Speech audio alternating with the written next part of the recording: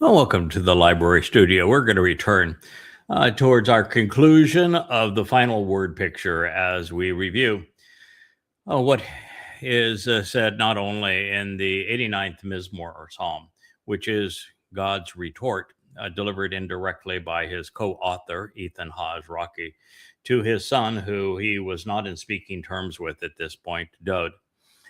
We took a little detour because of something that was conveyed within the psalm pertaining to Dode. And what I have learned is that the prophecy pertaining to the mother who would, the woman who would bear a child, and it's wrongly rendered as virgin in so many English translations that are promoted by the Twistian religion, that it is completely misconstrued. So, in our last program, I concluded with an analysis of that terminology, and I'm going to return to it as we proceed through this 89th Mizmor.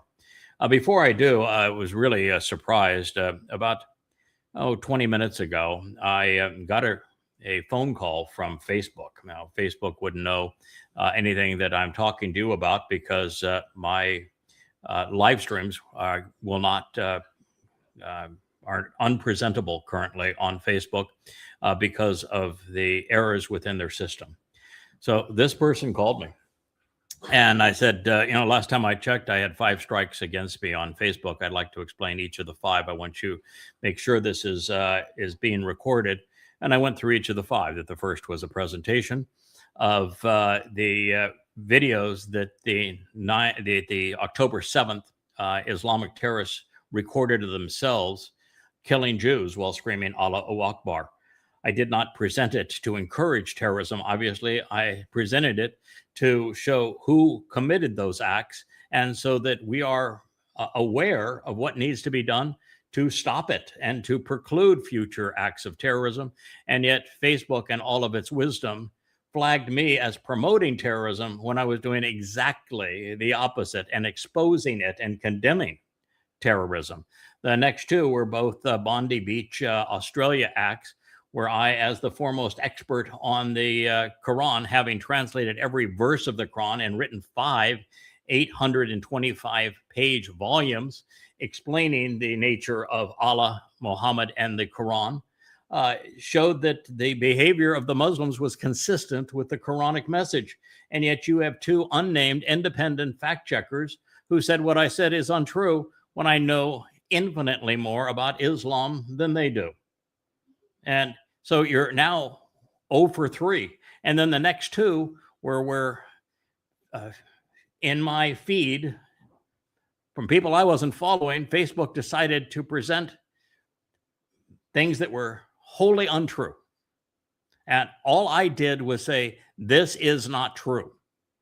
And then you flagged me for promoting a cybersecurity attack when my entire contribution was to take something you provided in the feed, and I said it's not true. When you have those 5 things in a row, you just say Facebook is unmanageable. It's unusable. It's an absolute and total waste of energy and time. And he said, okay, well, I called you, and this message is being recorded, and we wanted to get to the bottom of what the problem is. You've made that very clear. I'm going to try to resolve it. And I said, before you go, you need to know that the problem is far bigger than my issues with Facebook, because Facebook went from being nothing but a liberal promoter until Zuckerberg decided after the last election that he had become a tool of the Democratic Party and didn't like being bossed around. And so he fired his fact checkers. And then a year later, after Facebook became a very comfortable and desirable place to communicate information, it goes to hell almost immediately after Zuckerberg meets with Trump. And now if you say anything negative of MAGA or you try to protect Israel, you're immediately flagged. And so the problem of Facebook is much bigger than me. Problem of Facebook is that the site is no longer usable. And he says, oh my goodness, yes, I need to deal with this. Okay, I'll try to resolve this. I will call you back. Oh, That was my conversation with a real person at Facebook. I never thought that would occur, but it did. And we had a 15, 20-minute conversation, all recorded. Hopefully it gets somebody's attention. My most recent posts on Facebook were to and I'm not posting on the Craig Wynn site anymore page. I'm only posting on the Facebook feeder page, which is the Yada Ya Facebook page. It's a feeder page that we use for the website to put up the blog, for the website to put up the invites, to put up the Do You Yada. All comes from that site. It's just as I say, it's a feeder site. I don't think we even have 25 followers on that site. So, but I use it. I use the feed, and I present things for the website to keep it current. And so that's really all there is to it. But pretty pathetic. Genuinely a mess. But it's amazing that somebody did call. And they spoke fluent English. They called from the state of California. So Meta is obviously having serious problems. Now, so that we have now solved the community issue that Facebook did provide for a better part of a year. I enjoyed the site. And it provided a sense of community for a better part of a year. And then it got to be nasty because we were being attacked by hashtagging my name and all other manner of attack by the mother goddess cults who have nothing better to do with their life than to try to impugn my reputation. And so we weren't reaching any additional people, and it became a very hostile environment for us. So we were looking to create a sense of community on the website. Joe, working through Claude, created a very nice community page. It was up for about an hour. I posted probably 20 times to it, interacted, I think it was with Kevin during that period of time, and it worked beautifully. Then Joe said it wasn't really quite ready for prime time. He wants to integrate it into more areas of the site. Ultimately, we'd like to have you be able to make comments on the post that I have, both the vlogs, the shorts, and the blog, all those sections of the website. We'd like family to be able to comment on and us to engage in communication on those. Plus, anybody can add or respond to a topic in the community section, which was up briefly. I hope that it comes back up tomorrow. But that was the missing link really on the site, other than we're continuing to add to the basics. We'll add again at least two, hopefully maybe one basics tomorrow, because we're going to try to do the anticipated vlog on the blog, which is what's going to happen this weekend in Iran and what it means for us. We're going to add that tomorrow. And so with Family Hour, the best I might be able to do is to get one more on Shabua. The first one on Shabua. Shabua is probably going to be a 4-part program. I'm told by Perry, who is working the Ask Yada, which is now Ask Yada's AI assistant, that many of the most thoughtful questions are regarding the 8 individuals that are named, not named, but described on Shabua, Teruah, and Kippurim, and who they might be and who they represent.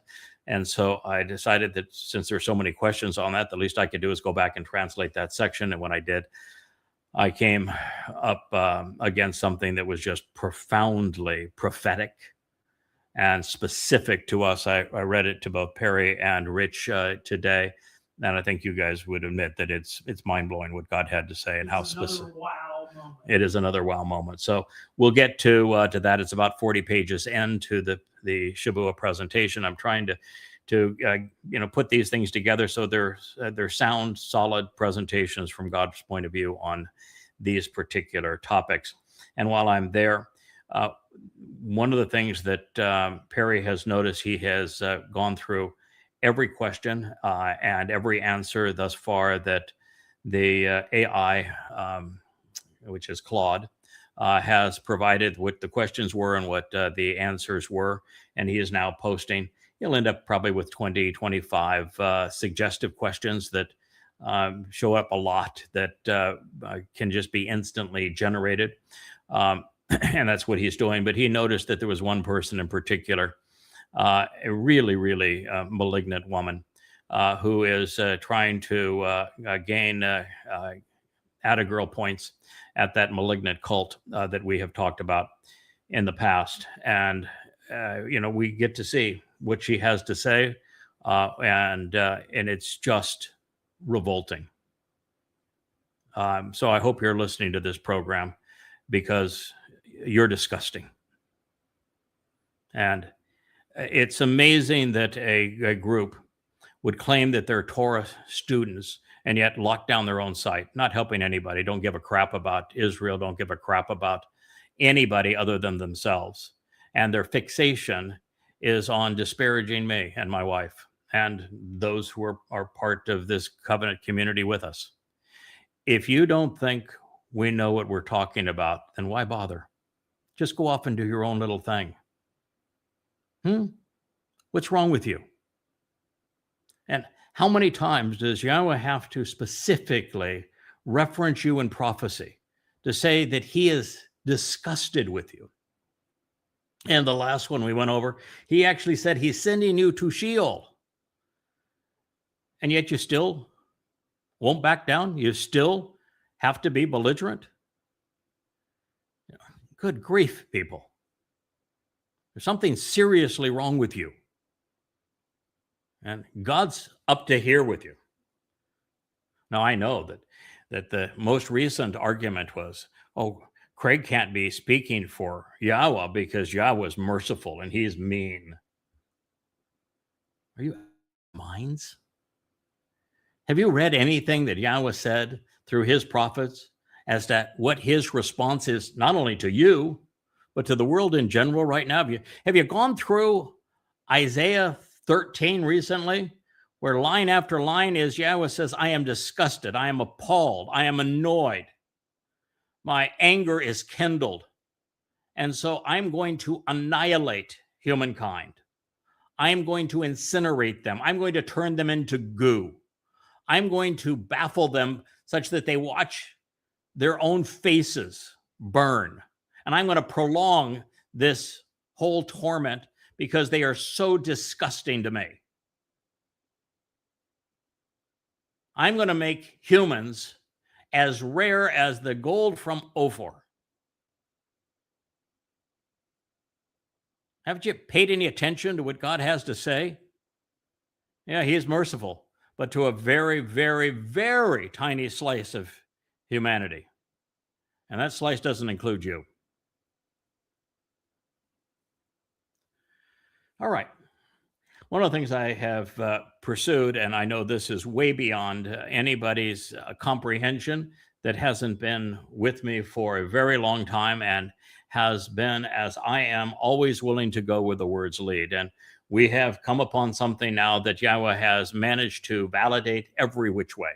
And that is that Dode will have at least 6 lives. I would say at least 5 lives. I think it's 6 all total.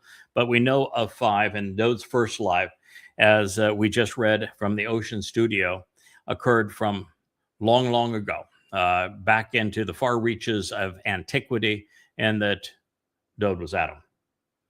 And that God has a lot to say about the lives of Dode, of which there are many. And this is such a simple concept that I understand that if you're part of the naysayer cult, you're incapable of comprehending because, well, they're conspiratorialists, and conspiratorialists only have tunnel vision and they look at a single dot on the wall. But the fact of the matter is that we were assured that Dode would have a second and third life after the one where he was king of Yisrael, because he himself said that he was coming back to fulfill Pesach, Matzah, and Bakodim. And God says that he's coming back to be king of the universe with God as Elyon, as all things pertaining to God's influence. And God actually says that he enabled, executed, created, established the covenant with Dode, which means he's the one who fulfilled the 3 Moed Mikrei that enabled the covenant's benefit. So when you know that he has been in those three lives, and then you read what we did today from Micah, that Dode's antiquity goes all the way back in time to the very beginning, and that everything that God has to say about Adam and Dode coalesce, and that when Yahweh finally introduces us to Dode, the first thing he says about him is these all things pertaining to Adam. So this is very well established. And then you read the story of Ruth and Boaz, and she, as the Amma, says, I'm going to deliver to you, Boaz, the kinsman redeemer. And she does. So guess who that means is Dode's mother and father, as he was born yet again to fulfill Pesach, Matzah, and Bakodim in 33 CE. That would be Ruth and Boaz, who have had multiple lives under different names as well. God inserts people that he knows and can trust to make certain that his plan stays on pace. So this is another interesting affirmation. As for the boy who would be king, his birth parents were neglectful and horrendous in the life where he was found as an 8-year-old shepherd boy. And this is likely why he made so many mistakes as a man, and showed a lack of character so many times. He didn't have proper parenting, and why he had so much trouble with women. Women were to be abused by him. He was not the kind of man who ever valued a woman for anything other than physicality. And it is likely why God's resolution was to intervene by introducing him to his future mother and father in the 89th Mizmor, as well as in the 31st Mashal. It's where we find that Dode is being counseled by his mother. And she indeed would be his mother, and by her husband. And indeed, he would be his father. And so it is from that perspective that I want to share this with you. The realization that Dode would come to know the supportive embrace of an affectionate mother and father, the guidance and the protection of parents is advanced by Yashaya in what is now known as the virgin will bear a child prophecy that is presented in Isaiah 7:14. But of course, it says nothing of the thing. And Yahweh spoke of the Alma. The Alma is someone who existed long ago, whose identity had been concealed and hidden from most, and the great prophet therefore conveyed. It is for this reason, and therefore true, that Yahweh, by the way, it's kind of interesting, this misfit that has never made a valid point, who is the most abusive of the Ask Yada's AI assistant on our site. She has come up with her own little personal way of pronouncing her God's name that is inconsistent with the letters in his name, just as the mother goddess clique has gone through two different iterations, neither one right, one where they tried to justify that Yahweh's name had, with being Yahweh, had a mommy and daddy in it, and they got both concepts wrong. And then they just went to Yod He Wah He, and so they've gone back to where the world was before I introduced Yahweh's name through these books and this site. Anyway, it says he himself will actually give. He himself, this is Yahweh. He himself will actually give, providing with ongoing implications. This is Nathan. He will offer, appoint, and provide, bringing forth in the call imperfect, third person, masculine, singular, active, for you, the sign, which makes this known, the wonderful and miraculous example and illustration serving as proof, this message on the banner, which can be trusted. It's from oath. And oath is the word that Yahweh uses to describe the influence of the greater and lesser luminaries who will oath serve as a as volunteers to fulfill and signs to convey the meaning of the Moedim, the restoring witnesses to the eternal testimony. So the sign which makes known this wonderful, miraculous example and illustration serving as proof, this message on the banner which can be trusted. God himself going to provide a sign that is consistent with what we have already read in the opening chapter of Bereshith, Genesis. It's for this reason, it's therefore true, it is Yahweh, it is he himself, he is the one who is providing with ongoing implications, and it is the oath, the sign, which is illustrative and serves as proof. It continues, behold, pay attention now, Ha-Alma. Hal-Alma is a young woman who existed long ago as an immortal soul and whose identity has been concealed and largely ignored, leaving the public unaware.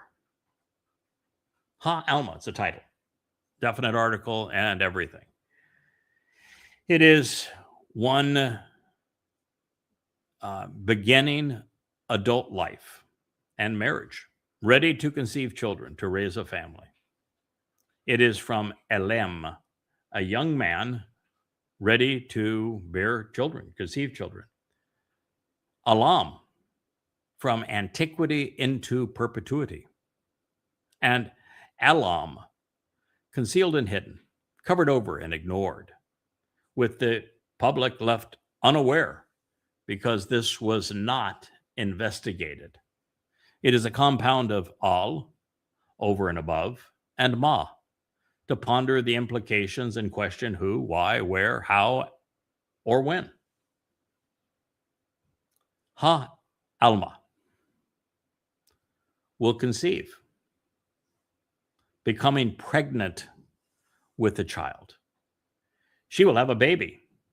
It's the participle, which is a verbal adjective, feminine singular absolute. And she will give birth, Yalad. She will be impregnated by the father, culminating in the delivery of a son. And she will call out as an invitation to the mikra. So she will call out as an invitation to the mikra. This is Kara. She will proclaim, announce.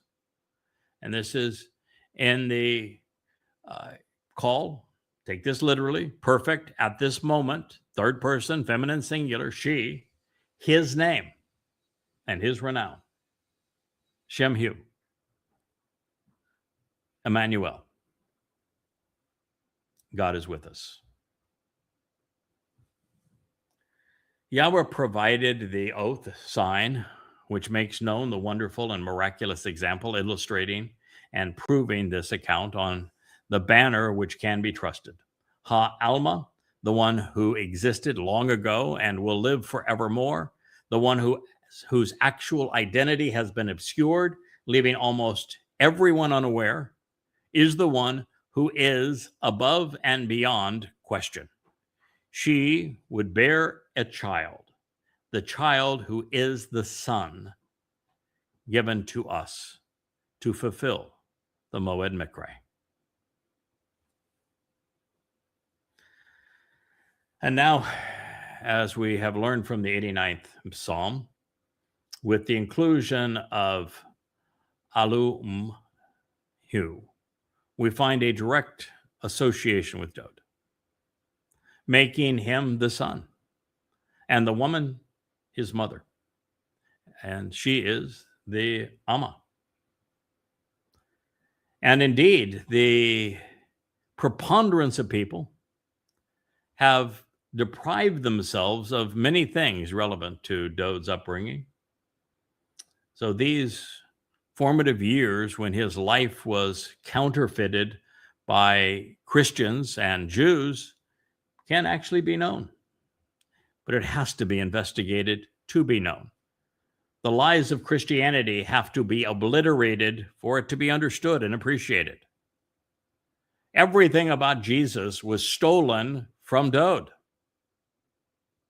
including his birth, but not his mother and father's name, or their identity, or the purpose, or the fact that he was not a baby God. It was a deliberate deception by Christians and Jews, with all of the relevant information regarding his prior life omitted and his return transferred to a myth. Alumim is the plural form, and it would be inclusive of Dod as the Elem,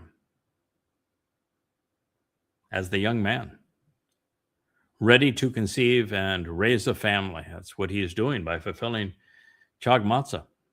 Then as Alma, in the feminine variation, it is addressing a woman who is now ready to be his mother, one from antiquity who would continue well into the future.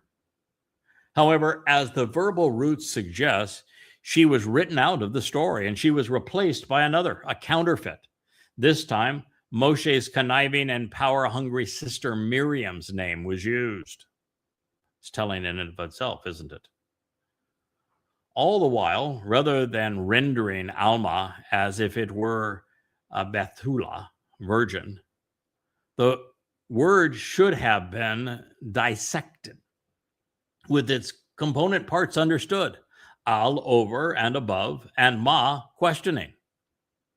The who, the what, the where, the why, the when, and the how of all of this, telling us vital information about the woman who has been deployed throughout God's story.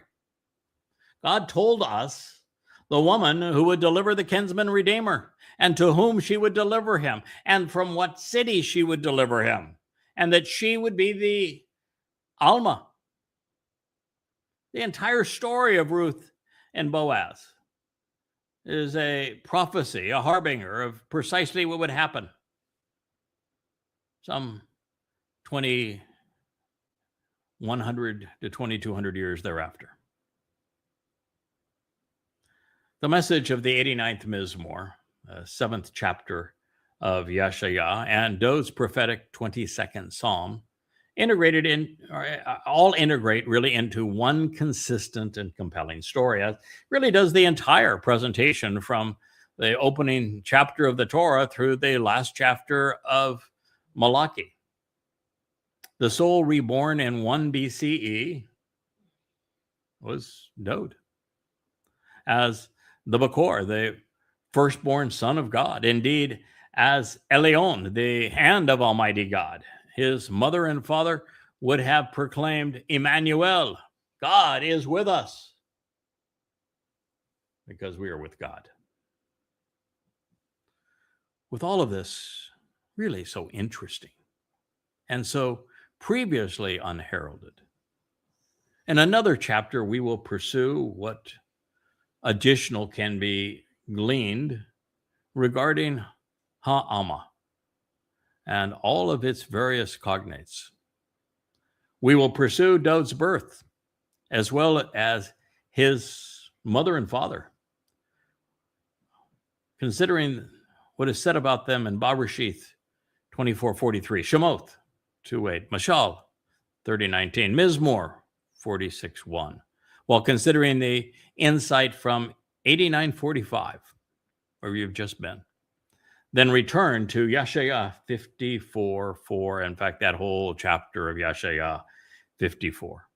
We might even venture into the Song of Solomon. Oh, my wife wants me to do that in the worst way because, there are so many clues of what Solomon had to say about his surrogate parents, his mother and father, the two that served as his mother and father.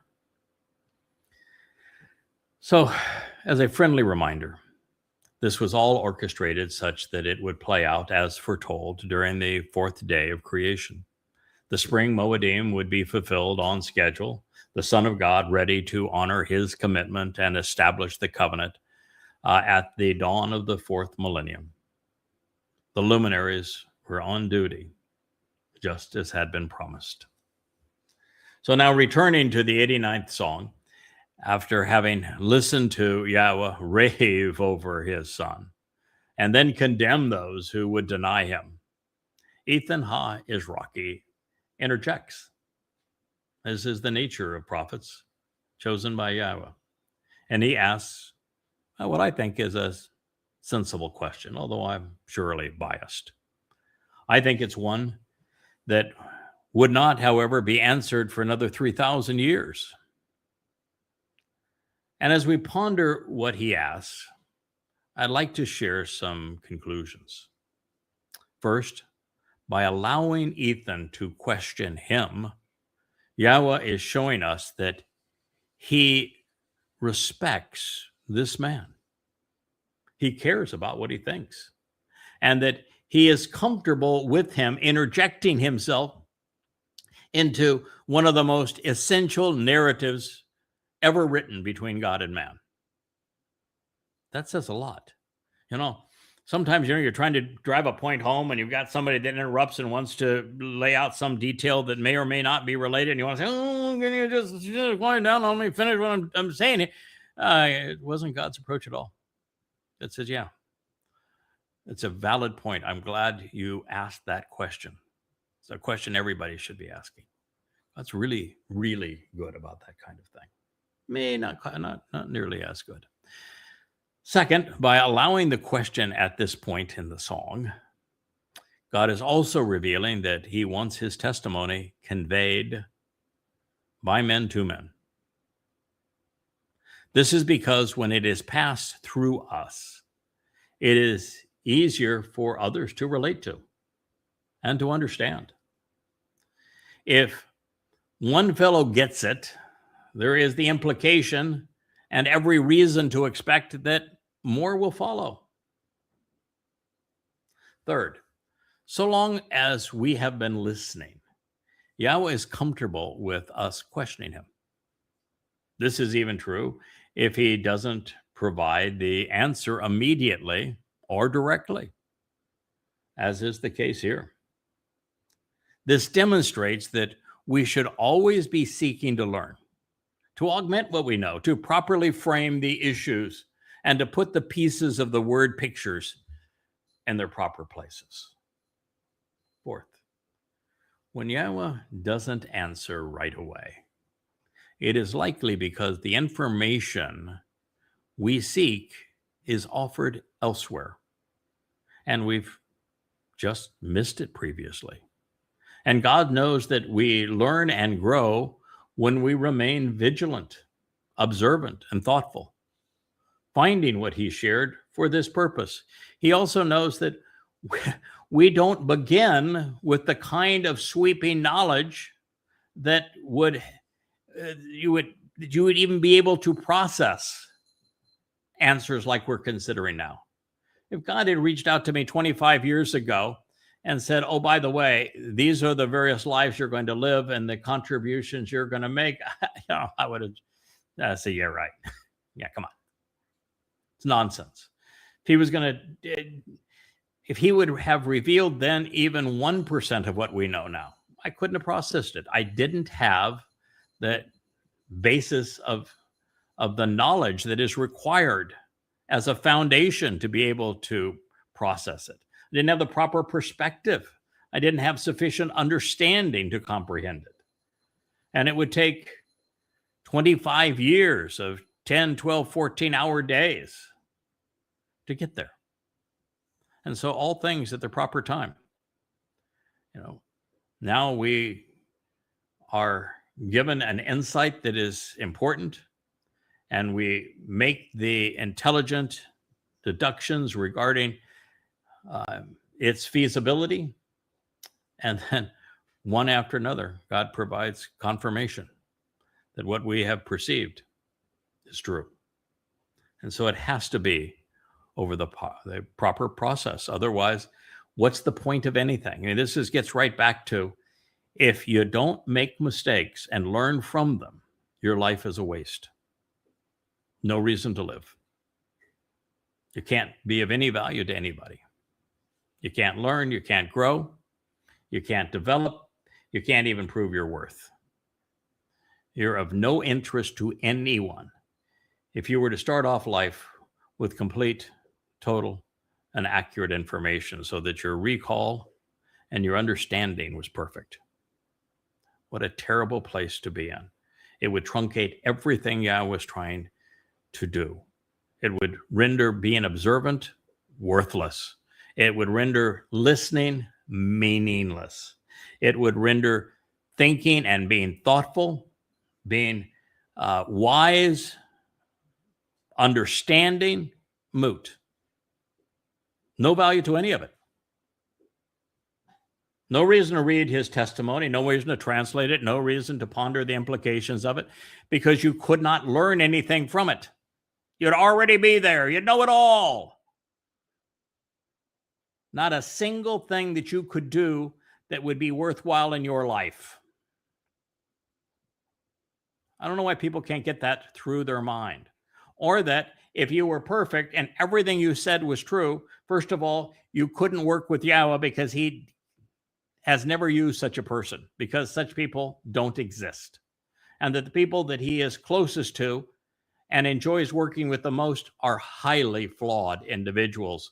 Why? Because when you make a mistake, you then have the opportunity to prove that you can be trusted by correcting it, learning from it, and growing from there. And that's why making mistakes and learning from them is so essential. And if those speaking for God can't go through that same process, then what are we doing? Isn't it our point? Isn't it God's point to lead through these examples? To show you it's okay to put the pieces together, to come to a conclusion, to have done your homework and been rational about it and been partially right, and then learn something later that directs your attention to a better, more substantive, inspiring conclusion, and then sharing, this is why I said this is why I now have concluded that this is true. And this is the process that I went through, which brought us to this place.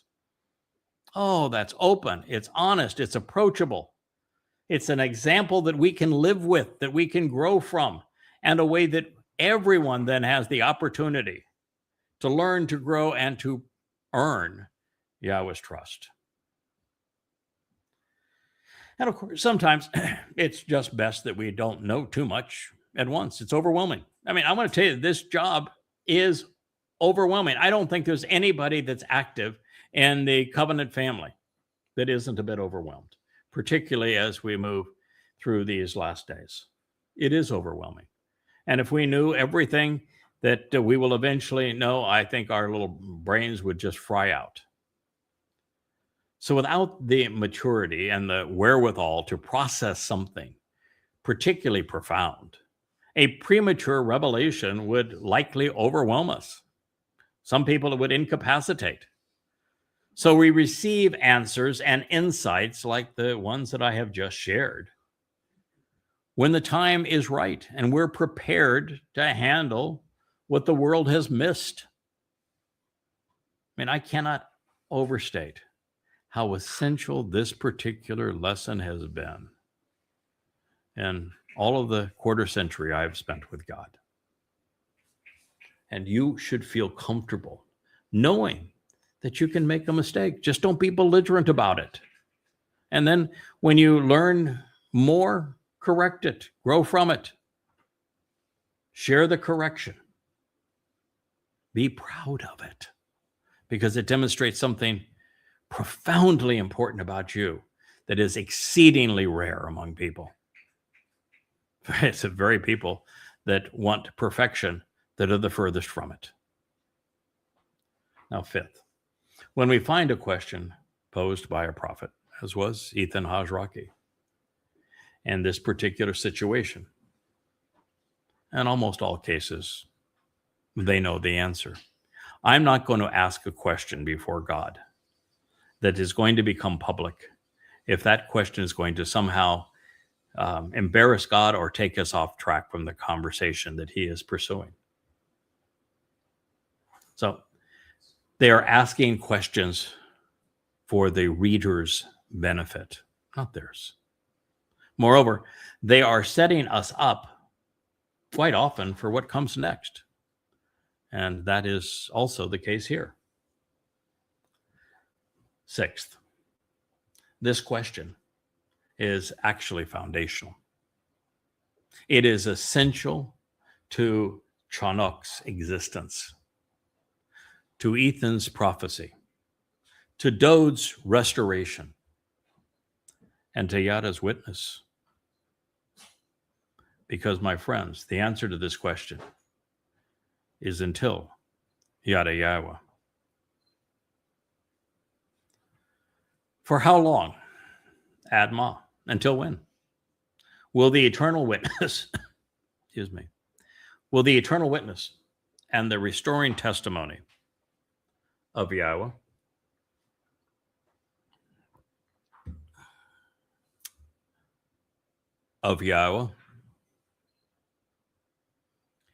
what needs to be done to get that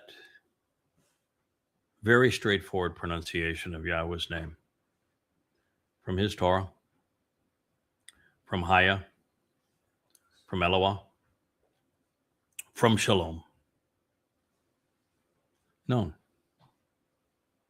Why is it people who were in my company for a decade and they're now deceiving and going backwards? Why is it the people whose ancestors were with Yahweh for 3,000 years can't get this right? It's so foundational. It's from Haya, and it's found in the Torah. Put the pieces together. It's Yahweh. For how long, Yahweh, will you remain hidden, concealed, and virtually unknown?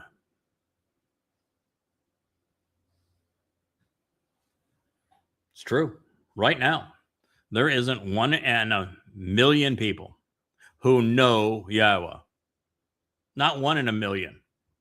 I'd be surprised if right now there were more than a couple of hundred people in our company who know Yahweh, know his name, use his name, know what he is offering and what he expects in return, know his beloved son, know what he hates and what he loves. The true nature of Yahweh is virtually unknown in our world. And when it comes to that, there is one person who made a difference in changing all of that. And for those who would try to deny it, who was your Nakri? Who was your Toter? Who was the voice? Who is Obed-Edom? Who is the man from Edom? Who is the Adamah Parah? Who is Yada? Who is the herald? Your righteous indignation. Oh, that's really painful. The most recent attack. Oh, Craig can't be speaking for Yahweh because Yahweh's merciful and, he's meaner to us. I'm only meaner to you because you're revolting, because you're an obstacle in the way, because you are leading so many people astray and you won't get it out of your craw to just crawl away. But what is it? Your righteous indignation. Well, that doesn't sound merciful to me. Your overt displeasure, your furious antagonism is kindled and it burns imminently and prominently like fire. Psalm 89:46. Many of you will notice that I've changed the header on the homepage of yadayah.com. John Voight is the one through whom I created this logo, but if you don't like it, blame me entirely. He followed my instructions. It is designed to look like it has been forged like a sword, because this is the Yahweh that exists right now. His animosity is kindled and it burns. It's imminent and it's prominent like a fire. He is righteously indignant. He is overtly displeased. He's furious. He is antagonistic. He is hostile. He is enraged. And that is not going to change over the next 7 years. It gets so bad, as I have said, God is going to essentially eliminate humankind. So, Yahweh is loving because he's hateful. If he were not hateful, he would not be loving. God is not looking for us to be mild-mannered and sweet and to attract all the little people that just want to be loved. No. He wants us to be as aggressive as he is. He wants our indignation and displeasure and antagonism to burn. If you're going to represent Yahweh, you must act like Yahweh. Yahweh's response to humanity right now is this: righteously indignant, overtly displeased, antagonistic, and furious. His rage is kindled and it burns. If you can't deal with that, if you need your God to be all cuddly and cute, all loving, all merciful, then you're dealing with a false God, one that you have made to accommodate you. God's fed up with humankind, and for damn good reason. The fact is that you cannot be loving until you learn who, how, where, when, why, and most importantly, how to hate. We must learn how to hate those who are deliberately deceitful, those who are antagonistic towards God and his people, those who deceive and yet parade around as if they're students of the Torah. We must despise the rabbis, the priests, the pastors, the imams, along with the rapists and the pedophiles, the terrorists. If you do not despise Donald Trump, who is the human manifestation of Satan, then you are as corrupt as he is. So we have a trend.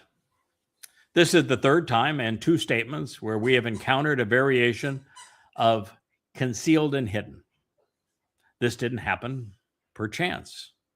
And it did not occur during Dode's youth as the former shepherd prepared to serve as the lamb.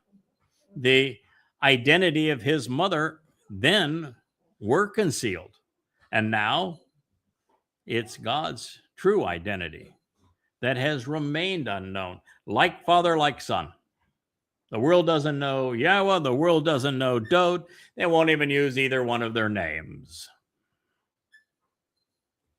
With 2.4 billion Christians, 1.9 billion Muslims, 1.1 billion Hindus, 0.5 billion Buddhists, and another 500 million animists, would be the crazies, and I couldn't call them crazies, that's not fair, but the nature worshipers and throughout Africa and other places, sun, wind, fire, that sort of thing. That represents some 80% of the world's 8 billion people. 80% of 8 billion people are religious. It's hard for most to accept the fact that Yahweh is God and that he is essentially unknown because he hates religion and he's going to annihilate the religious. You know, we're coming to the point of the great extinction event.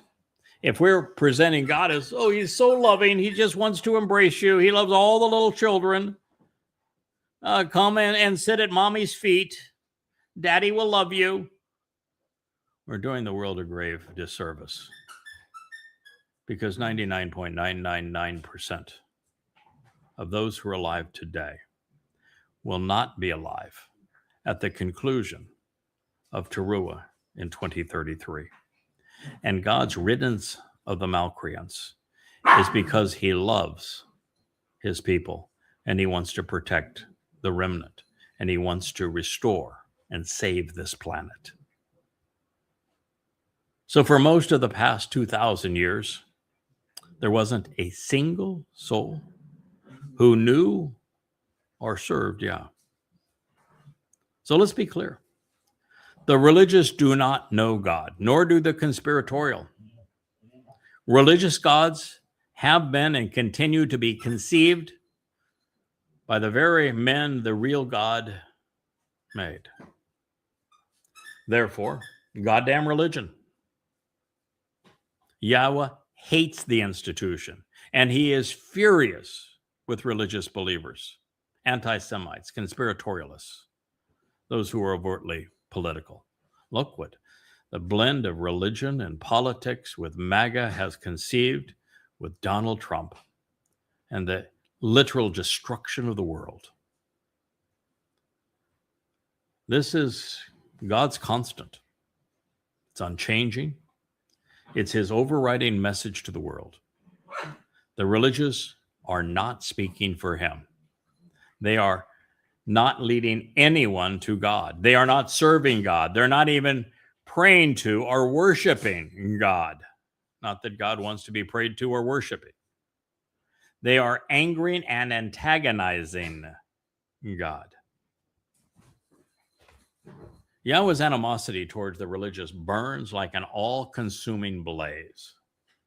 He first revealed his propensity to scorch that which annoyed him in Barasheth with Sodom, and then again outside the Israeli encampment prior to Moshe's meltdown and Numbers.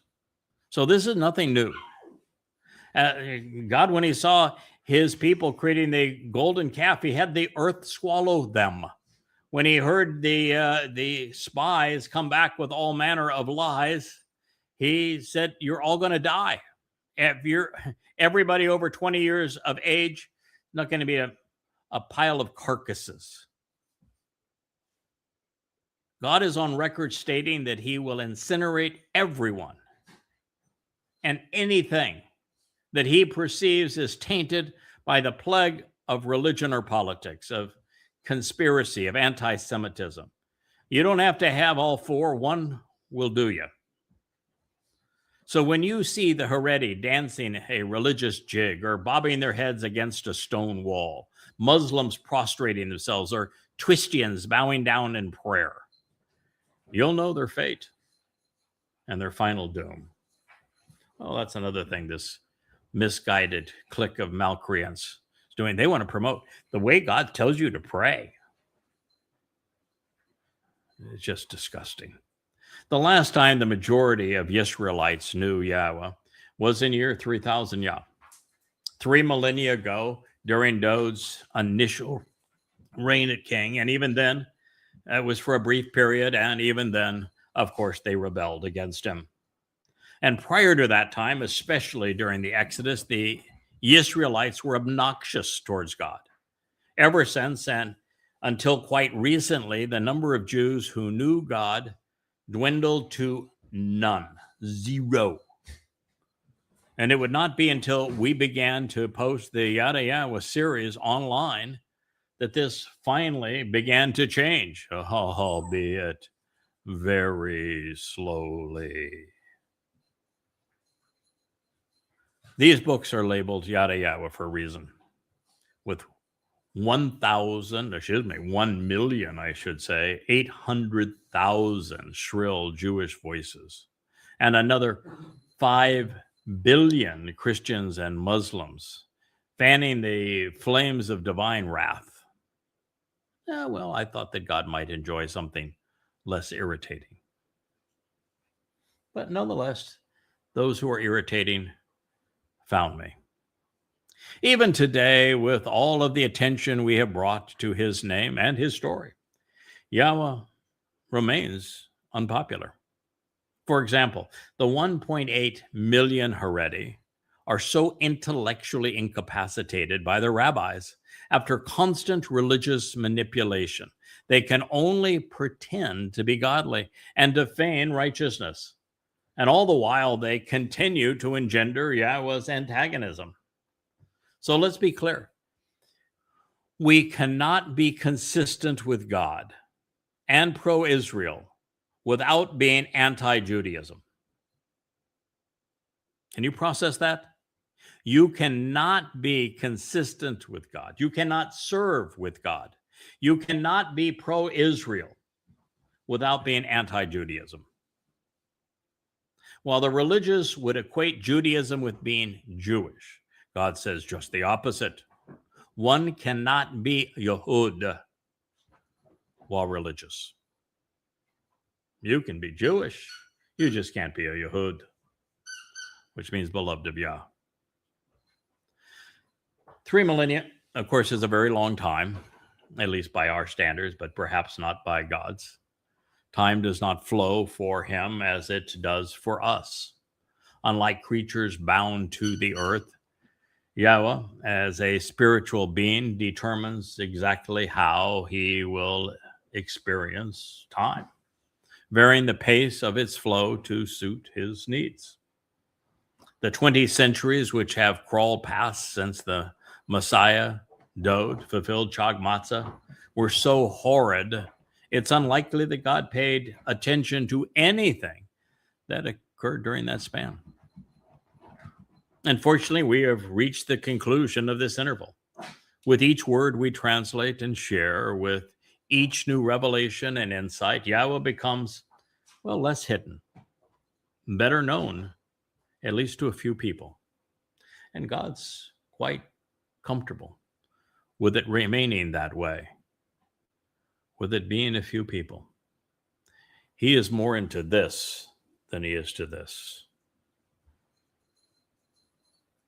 When Father and Son return on Yom Kippurim, the day of reconciliations in year 6000 Yah, October 2nd at sunset, 2033 in Jerusalem, God will be appreciated to the extent that Yahweh's Choder, his stem, his Nakri, his observant foreigner, his Nesh sign of the sun, his Bashar, herald of the king, and his Zeroah, the one sowing the seeds of the harvest, make that possible.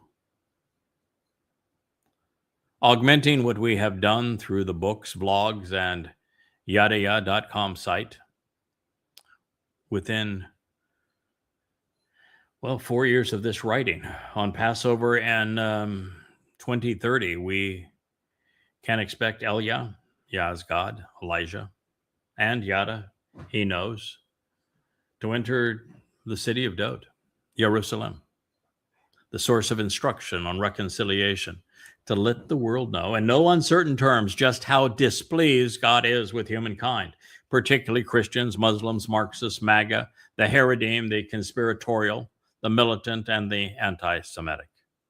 Our message is not going to be conciliatory. We're not going to be evangelists. We're not going to beg anyone to listen. We're not going to call people such that they can pick and choose what they like or don't like. We're going to tell them the truth. God is mad as hell, and he's not going to take it anymore. You either accept his terms and show that you're worthy of consideration, or he will push you away and you won't survive. The realization that Yahweh has been unknown to his people and to all mankind for millennia is not only an essential reminder of man's overwhelming preference for religion over relationship, the one that God intended.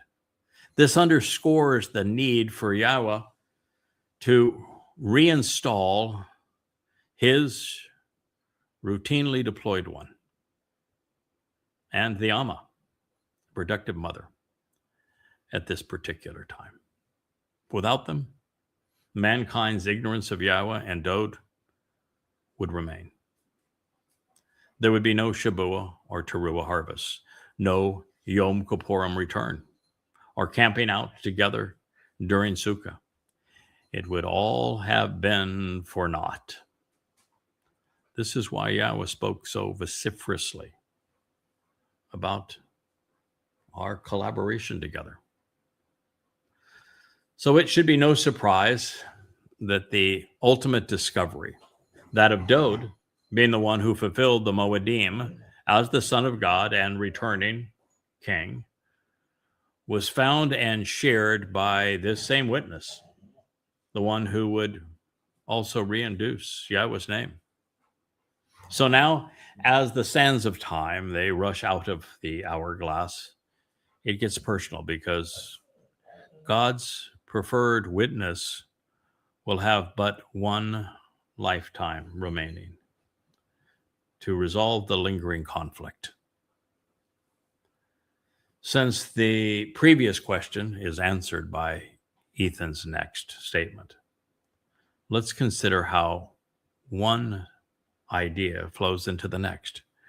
Remember, the previous statement was, for how long, Yahweh, will you remain hidden, concealed, and virtually unknown? Your righteous indignation, your overt displeasure, and furious antagonism, they're kindled and burn against the foolish and brutish, eminently and prominently, like fire. You have chosen to remind me as one of the most memorable of men. Your will is to recall this information about a noteworthy man and these events to me, asserting these truths for me as a man. So, Zakar means to remember, and Zakar is a man, and they are written identically in the original text. This was conveyed in the call imperative second person masculine singular. So you have chosen to remind me as one of the more memorable of men to ponder the declaration of one life in this world, to consider how much time is left, and to inquire how temporary things compare to all eternity. Machalet, what is one lifetime? Such that we know how long things will continue to transpire in this world at the present pace, even how long time is managed. Was it for nothing? For false pretenses? And for no result that you, speaking to Yahweh, created all of the descendants of Adam? Mizmor, lyrics to sing, Psalm 89:47. If it were not for Yada and Yada Yahweh, they would all be for naught. Creation would be for naught. If it were not for Noach, the experiment with the Sama man would be for naught. If it were not for Eldod and Midod during the time that Moshe gave up, the children of Israel would never have had a completed Torah. In fact, half of it would be unknown, and the story would not have continued. Had it not been for Ethan Ha'azraki, the Amma, and her husband, Dode would have died estranged from Yahweh and would never have fulfilled Pesach Matzah Bekurim.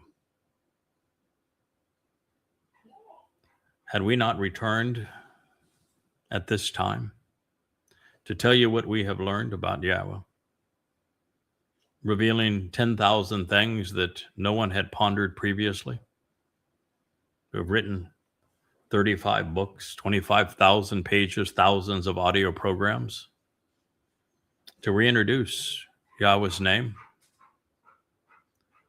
to restore Dod's reputation and his achievements, to explain the timeline, the purpose of the Moed Mikri, the conditions of the covenant, the nature of the Torah, the revelations of the prophets.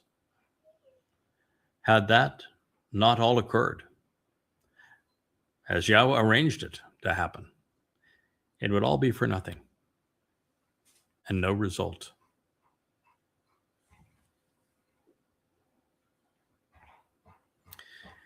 In this context, of course, that statement is profound. God wants to remind us that everything he has planned must be arranged such that it occurs as foretold. And now all of it has to materialize over one lifetime, this one, for there to be a favorable result for humankind. As such, it appears that Ethan, the perpetually reoccurring, the steadfast, the continuously deployed and eternally engaged, the long established and unrelenting one, who is perpetually productive, Ha-ez-Rocky, the prepared and equipped one, ready for battle, rising up as a tree, coming forth and shining with logical expressions regarding all of the sequence of events, as a Zeroah, is now drawing our attention to our collaboration at this time. Now, had Ethan not engaged in this way to salvage Dod's relationship with Yahweh, had he not prevailed, there would be no salvation. There would be no covenant. There would be no fulfilled prophecy and no chance to enter God's presence. It would all have been for naught. Now, do you get an understanding as to why God just didn't leave all this to chance? Why he picked people, souls that he knew, that he realized he could rely upon because they'd figure it out and get it done because they were tenacious, because they would work with him? Well, Ethan Ha-ez-Rocky began sharing what he had come to know about Yahweh. And this had begun, well, a long, long time ago. We're even told how he would return, coming out of the sea to agitate and eventually crush the ultimate adversary, Rahab, while serving as the final Zeroah. From that point, it was all about Dod, with Yahweh telling us that his son, our Messiah and returning king, was not only our Savior, but Elyon, the very influence of God. Then Yahweh equated Dod to the sun and to the one reflecting his brilliance as the moon. Thereafter, the narrative has been condemning of those who have robbed the Son of God of his dignity and acclaim, which would be virtually the entire planet. Thereupon, we come upon this statement, the only one of its kind in the Psalms. Revealed near the center of mankind's journey out of the garden and back to Eden around 982 BCE, Dod's song serves as a marker in time. 1,000 years thereafter, on Passover in 33 CE, God's beloved Son served as the Zeroah, the sacrificial lamb, and he fulfilled Pesach, Matzah, and Bakodim to redeem his people and to enable the covenant's blessings. 40 Yobel thereafter, he will return to reconcile the remnant of Yisrael on Yom Kippurim. The thought of the Messiah suffering in this manner some 2,000 years ago, is hard to fathom from our perspective, but not from the Father's or from his own. What are 2 hellish days compared to an eternity with thousands of covenant members, now home as a result of the sacrifice? And all the while, we were enveloped in the Spirit of Yah. The anguishing memory would fade, while the covenant he enabled would endure forever, as well as the knowledge that he did this for us. The 3 epochs of 40 Yobel, each lasting 2,000 years, of course, may seem like an interminable period. However, for God and for those with him, in the spiritual realm of the heavens of the 7th dimension, it equates to the blink of an eye. Time is relative, albeit not here, not for us, not now. The period from the expulsion from Eden to the affirmation of the covenant with Abraham, allowing us to re-enter, would be 40 Yobel. Another 2,000 years would pass from our perspective looking back, until Father and Son delivered the benefits of the covenant by fulfilling Passover, unyeasted bread, and firstborn children. And from the fulfillment of the first 3 Moedim in year 4,000 Yah, to the return of Father and Son to enable the final Mikre in year 6,000 Yah, of course, will be another 40 Yobel, bringing us to 2033 CE. Just 7 years now from this program in the spring of 2026. This is the duration of events that is being addressed. God's timing for this to play out is what we have presented and conceived. And of course, much of this revolves around Dowd. He is the king, not only then, but also tomorrow. He is the Messiah, the Son of God, the Passover Lamb. And should I be right about the designation of firstborn being a reference to Adam, which Yahweh has now affirmed, then Dowd is featured from the very beginning to the end of the timeline. There is even some indication that Dowd could also have been Shem, based upon Yahweh's comments pursuant to him, to his father, Noah, and to his brothers, Canaan and Japheth, if so. This would have given Yahweh yet another lifetime to have evaluated Dowd's soul before his pronouncements regarding him as an 8-year-old boy at this time. These things all considered, rest assured, Yahweh did not conceive humankind for us to be religious and antagonistic. Therefore, to save us from ourselves, Father and Son resolved the issues which separated them and those that estranged the rest of us, with these lyrics showcasing his plan. And now, 3,000 years later, I'm sharing our thoughts, all to prepare people for the harvest and to equip the covenant members for their responsibilities going forward. As we have discovered, Yahweh initiates the relationships he wants to form, leaving our response subject to our own free will.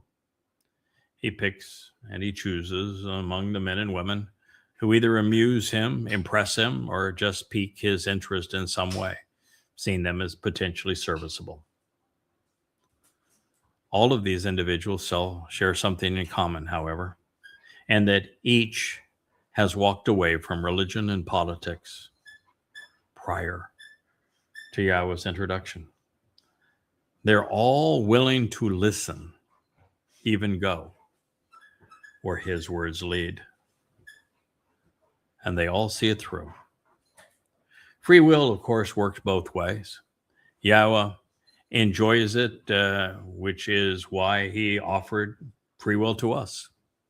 So since it is his universe and his home, He is entitled to invite whomever he pleases to spend all eternity with him, so long as he is consistent in his approach and the beneficiaries are properly vetted. And that is essential. It isn't to say that it is impossible to find Yahweh independently, but as the previous statement suggests, God is hidden from most because the preponderance of people are either religious, political, conspiratorial, patriotic, militant, or otherwise too distracted to consider the truth. And they can't even begin by getting his name right. That's just the first step. But more than any other reason that so few people know Yahweh is because of men like Paul. They plagued the world with their lies. And so just as Shaul was called out by name and condemned as the plague of death in Habakkuk, the son of evil is similarly identified in the 89th Mizmor.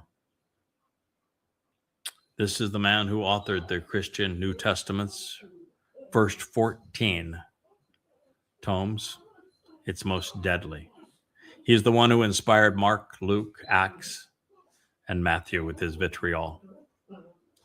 And if that were not enough, in response to his demonic appeal, Akiba and company would conceive Judaism as a rebuttal. And while Paul was the villain, Dod is the Gabor. It serves as the root of Gabor, Gaborah, and Gabriel. The statement reads, "What man of strength and of character, who is confirmed and empowered to prevail, continues to live while restoring life, and will not witness a continuance of death as a result of the plague. He delivers his soul, rescuing and saving his persona, his nephesh, from the hand and the influence of Shaul, questioning him." Pause now and consider what this implies. And so we shall. This will be our concluding statement for this program. We'll return to it on our program, hopefully tomorrow. What man of strength and character? Who is the Gabor? As the basis of Gabor and Gaborah and Gabriel, who is confirmed, who has been empowered to prevail, and who continues to live, who isn't dead and buried, as Peter and Paul would portend, who continues to live. That's because the death of a physical body is meaningless. Good riddance. The soul that matters. And it says here, he will not witness a continuance of death.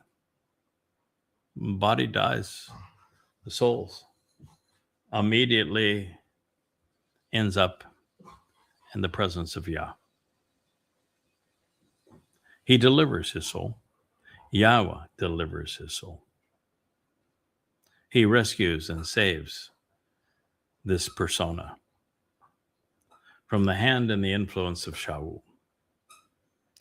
And so who was it that was the first to associate the demon-possessed anti-Torah Shaul, who was so anti-Dod 3,000 years ago, with the Shaul who was so antagonistic towards Dod, celebrating his death, and was so vehemently anti-Torah 2,000 years ago? Would it not be this same person? Who is the one that revealed that Dod would live many lives and that God would save through him? And that Shaul was the one who manipulated everything that pertains to Dod to create the myth of Christianity. Same person, right? Maybe you ought to listen to him. He got a whole lot right, didn't he? That no one else has ever seen. Do you think there might be a reason? Thank you for listening. Hey there, thanks for tuning in. That was Fetch. Gotta run now. Catch y'all on our next podcast.